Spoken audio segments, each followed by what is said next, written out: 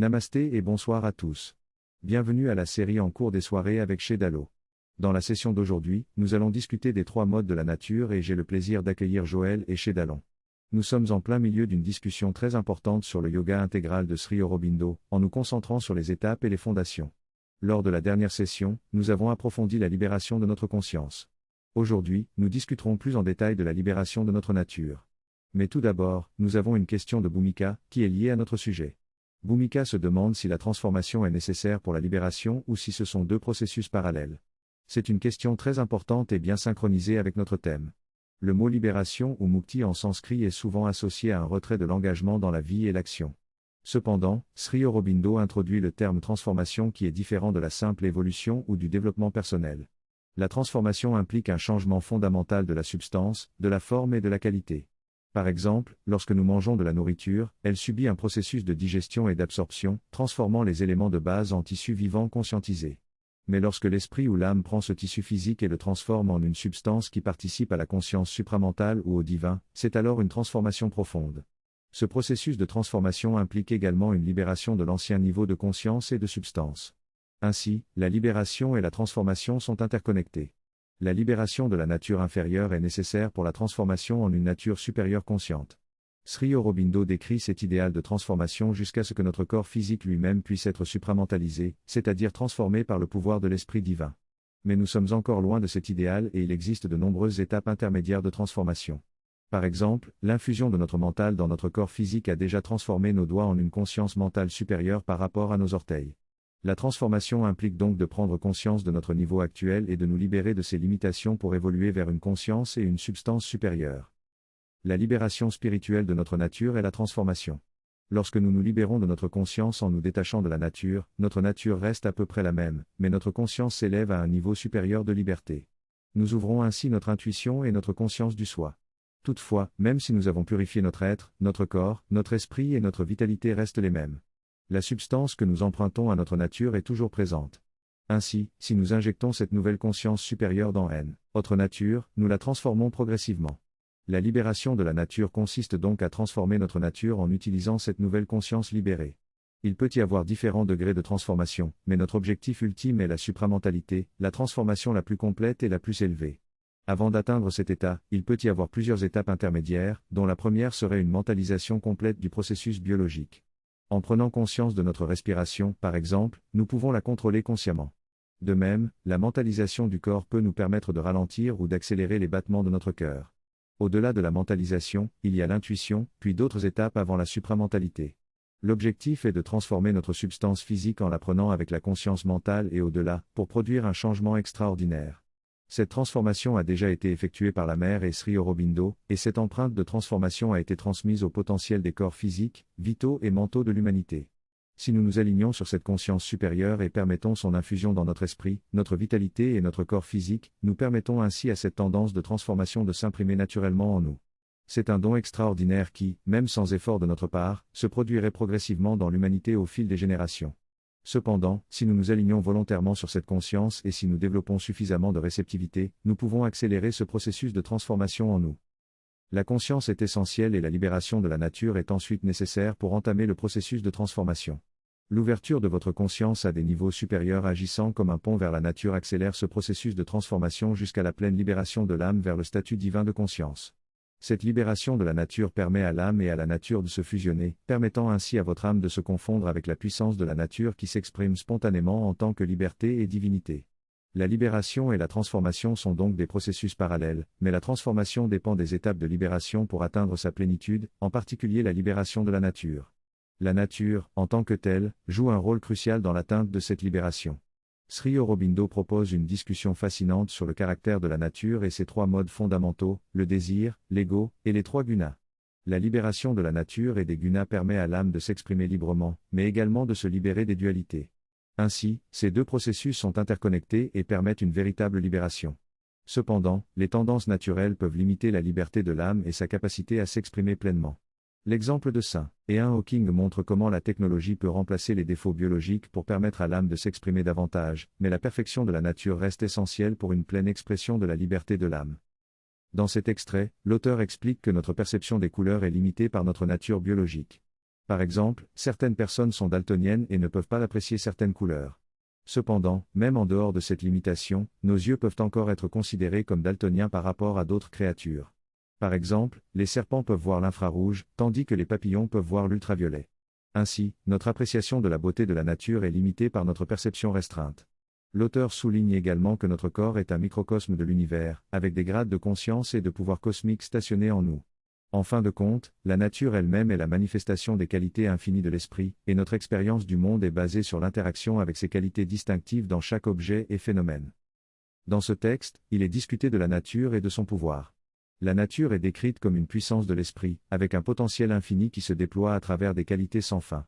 En se réveillant et en s'ouvrant aux sens, on rencontre un flot de qualités qui nous entoure et donne naissance à notre perception de l'univers. Une analogie est faite avec une expérience virtuelle immersive en 3 dimensions où les qualités projetées à travers nos sens nous donnent l'illusion d'être immergés dans l'océan de la vie.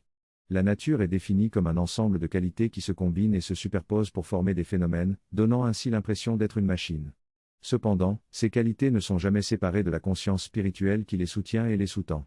La gravité, par exemple, est vue comme une interaction de qualité entre les objets, et non comme une force mécanique distincte. L'essentiel est donc de comprendre et de maîtriser le pouvoir et la qualité fondamentaux de la nature pour pouvoir contrôler notre expérience en tant que Purusha, le centre conscient libre. En choisissant de nous immerger ou de nous désengager des perceptions et des expériences offertes par la nature, nous sommes soit liés, soit libres dans notre relation avec elle. Dans cette synthèse, Sri Aurobindo aborde la relation entre la liberté du Purusha, l'individu, et le travail de la nature. Il explique que dans la nature inférieure, les qualités infinies sont soumises à un système limité et contradictoire, nécessitant la recherche d'un équilibre entre les forces opposées. Ce jeu de concordance et de discordance est géré par 3 modes qualitatifs fondamentaux qui se combinent pour créer différentes formes d'expérience. Dans la nature inférieure, ces qualités entrent en conflit constant en raison de la fragmentation de tout. Cependant, dans la conscience de l'unité d'où provient la créativité, toutes les qualités sont en harmonie parfaite. Ainsi, le processus de la nature inférieure est caractérisé par une séparation et une division croissante, tandis que dans l'unité originelle, tout est connu et en harmonie. Les 3 modes qualitatifs sont les forces fondamentales de la nature et leur équilibre précaire régit toutes les interactions et expériences. Sri Aurobindo se concentre sur la libération des limitations des 3 modes qualitatifs, ce qui entraînera automatiquement une liberté par rapport aux dualités de l'expérience. Pour atteindre cette libération, un certain effort doit être fait pour se désengager des limitations des 3 modes. Selon l'auteur, notre corps physique est principalement un véhicule de tamas, la nature même de la matière étant ainsi influente sur l'esprit et les énergies de vie, principalement de manière tamasique. Cependant, il reconnaît la présence de Raja et de Sattva dans le corps, résultant de l'influence de ces 2 qualités.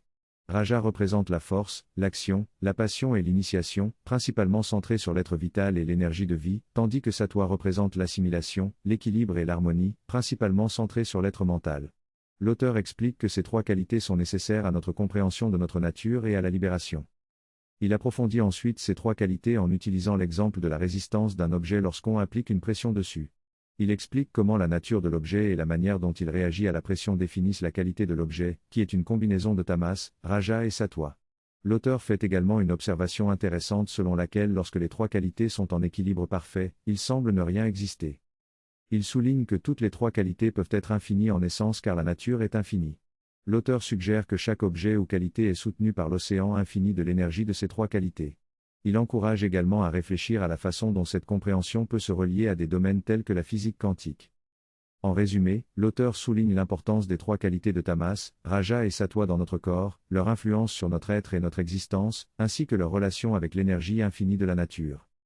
Dans cet extrait, l'auteur parle de l'existence de particules virtuelles qui apparaissent et disparaissent dans l'espace vide. Il les décrit comme des ripples ou des ondulations qui sont créées par la force vitale ou prana jouant avec les 3 qualités fondamentales de l'énergie. Ces particules sont réelles et sont le résultat de l'équilibrage et du déséquilibrage de ces qualités. L'auteur fait ensuite référence à Nikola Tesla qui avait également mentionné l'idée d'un océan infini d'énergie et du prana jouant sur cet océan pour créer la matière. L'importance de comprendre les 3 gunas ou qualités est soulignée, car elles influencent notre personnalité et notre expérience. Notre réponse à l'univers est également influencée par ces qualités. Enfin, l'auteur mentionne que dans le schéma de notre personnalité, notre âme est obligée de se conformer à ces qualités, tel un moule dans lequel elle s'insère, ce qui détermine notre nature et notre réaction aux expériences de la vie. Le texte aborde la question des modèles de comportement et de la nature humaine, en soulignant que nos réactions, interactions et tempéraments sont en grande partie déterminés par notre nature, plutôt que par notre libre arbitre. L'auteur explique que lorsque nous nous identifions trop à notre nature, nous sommes limités par ses défauts et ses limitations. Pour être vraiment libre, il faudrait s'élever au-dessus de notre nature et la libérer de ses schémas. Cela permettrait de manifester notre état de conscience sans être limité par les défauts de la nature. L'auteur suggère que cela pourrait être une forme de transformation ou d'éveil de la conscience supérieure qui permettrait de changer la manière dont notre nature fonctionne. Il mentionne également l'importance de comprendre les gunas, les qualités de base de l'existence, et leur relation avec l'énergie et la substance. Finalement, l'auteur souligne que tout cela est exploré plus en profondeur dans un chapitre du livre La vie divine de Sri Aurobindo. L'énergie est une manifestation de la force, tandis que la substance est une manifestation du secret de l'existence. Cependant, la substance spirituelle ne peut être appréhendée par les sens matériels que lorsqu'elle se voit attribuer par l'énergie une forme matérielle perceptible par ses sens. Il existe donc une substance spirituelle sous-jacente, équivalente à la conscience qui soutient et habite tout. On peut l'appeler une sorte d'éther spirituel. De cette substance émerge l'aspect dynamique et cinétique qui forme et s'écoule, et la force qui s'écoule crée l'expression d'une énorme masse d'énergie. Cette énergie donne ensuite naissance à des qualités et des variations des trois gunas, créant ainsi l'apparence de forme à la surface de cet océan d'énergie. Mais ces formes sont en réalité des formulations de ce qui était déjà présent à l'origine, dans la substance. On peut également comprendre comment l'arrangement du design, de la quantité et du nombre peuvent être la base de la manifestation de la qualité et de la propriété. En jouant avec le design, la quantité et le nombre, on peut voir émerger la qualité et la propriété.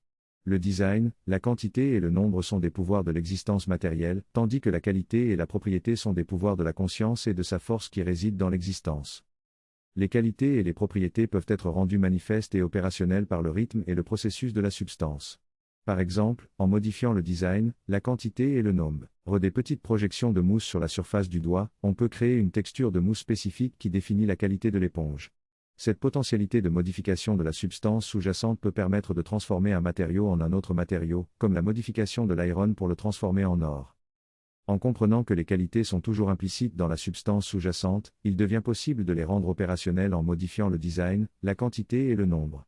Cela signifie qu'il est potentiellement possible de prendre n'importe quelle substance sous-jacente et, en jouant avec elle, de créer une infinité de combinaisons et de transformations matérielles.